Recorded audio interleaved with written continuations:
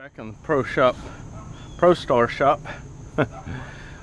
Yeah, with the last few hours of our day off, that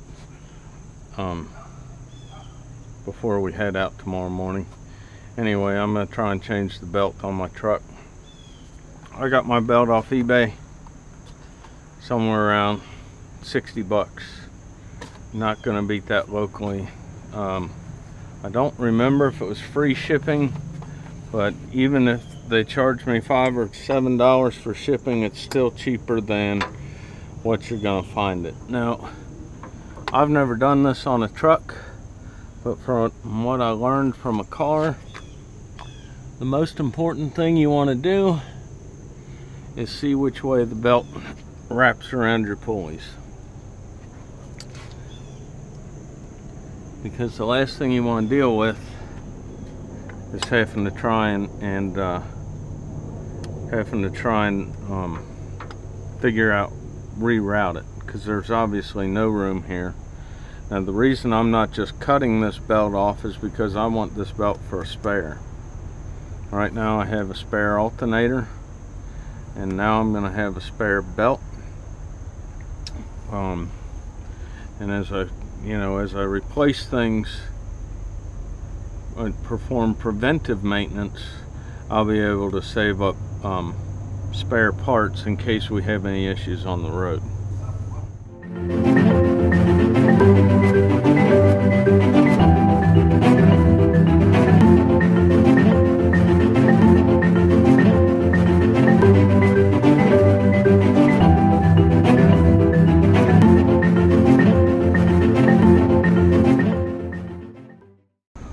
Still working it around the fan.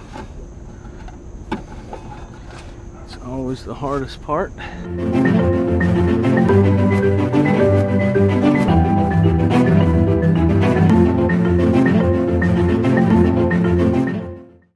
Alright.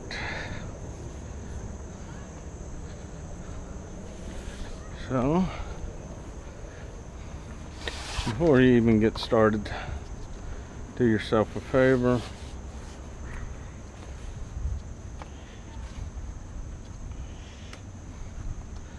Make sure you're starting out with a belt the same size.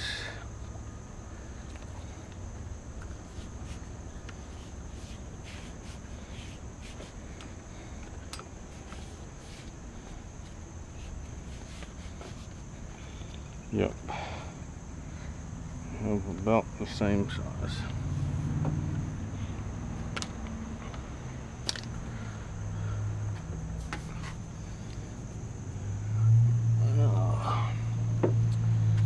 Now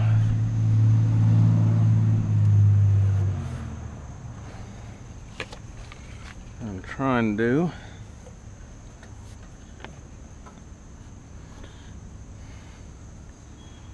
is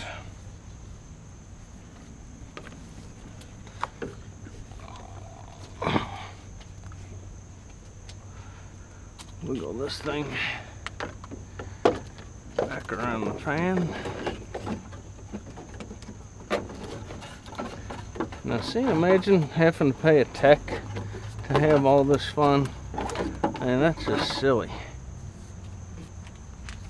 Look at this, you get exercise, probably get a little frustration, which I think that counts for something, because your heart rate goes up. It could be stress relief, maybe. So now, trying to get it back around the fan. Almost there, do believe.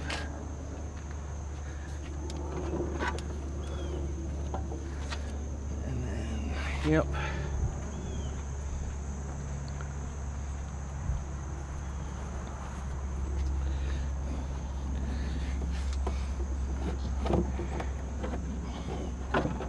Getting real close.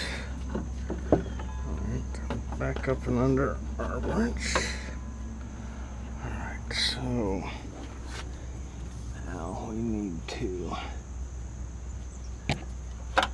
Alright, See what's going on over there. And then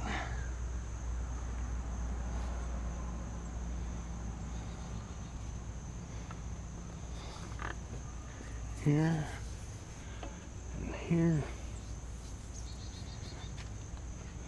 And then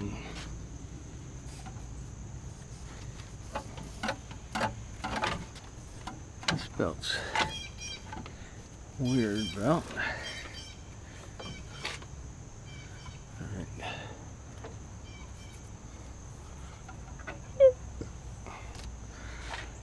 There's that and that. And then this part always sucks because what you have to do is get your new belt back up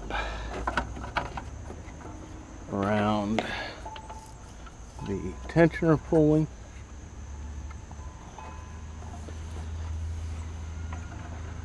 which is generally a pain in the butt. See, I'm gonna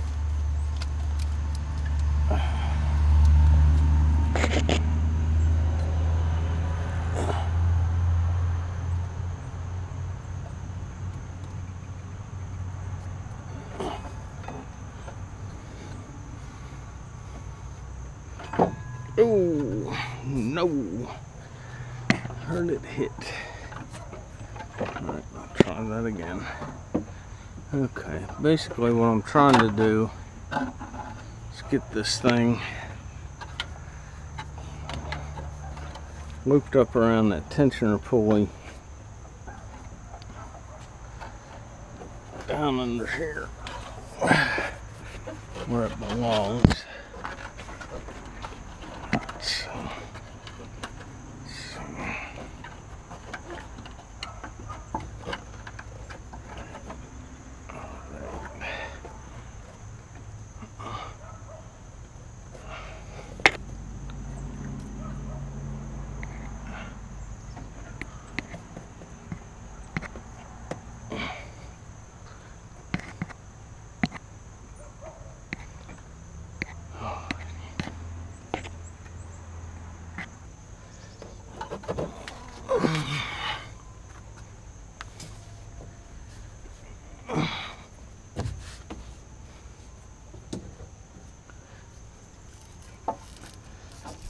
Alright, now we got it around the tensioner pulley there.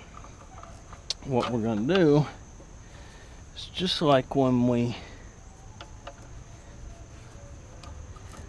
let's see, just like when we took it off, we pulled it off of the alternator. So what we're going to do is get the belt in position.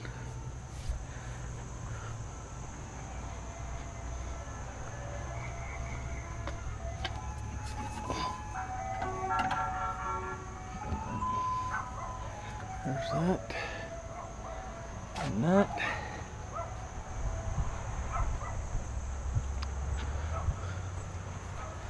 What I'm trying to do here is make sure everything's all right. Our belt's around everything we need. Now what we're going to do is we're going to lift it back up into place, just like that.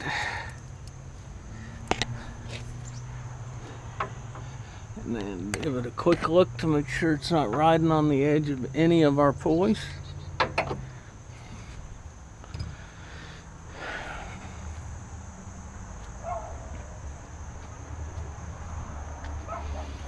And then, yep, we are good to go.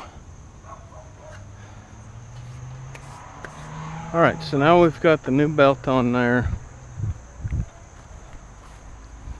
And we got the new belt on there. Got these on there. Now I know 20 minutes, if I've messed something up using that heat shrink gun out here on these,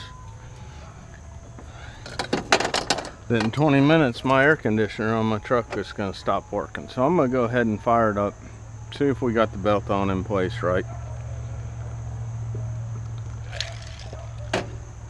The other thing you might notice is I've got a new radiator cap on there. I bought 2 of them. The TA at 374 on 40 actually had a pair of radiator caps. They were not a bargain, but I was down there getting my PM and I went ahead and bought a pair of these radiator caps because mine started doing this, and when your radiator's doing that, it's time for a new radiator cap. Or you just overfilled it, but I never overfill my antifreeze, so it's just basically time for a new radiator cap. And we're also hoping that that is the cause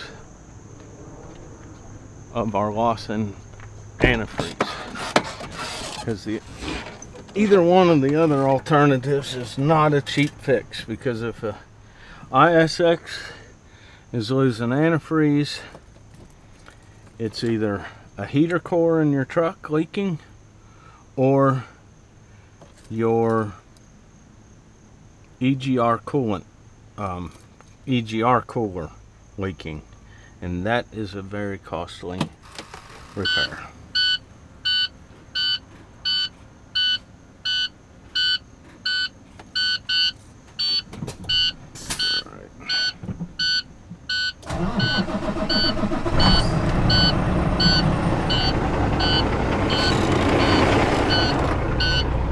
Go ahead and put my AC on max.